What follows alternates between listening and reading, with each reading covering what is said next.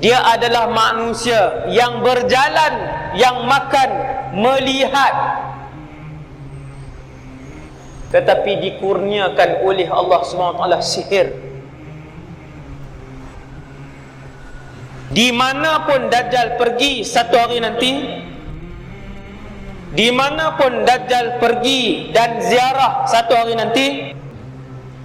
Berapa hari Ustaz? 40 hari. Pucung dia datang tak Ustaz?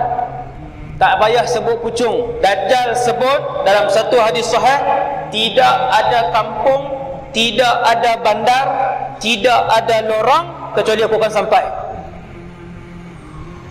Setiap kali dia sampai, dia manusia. Ayat pertama yang akan dia cakap, alastu bi rabbikum, bukankah aku Tuhan kamu?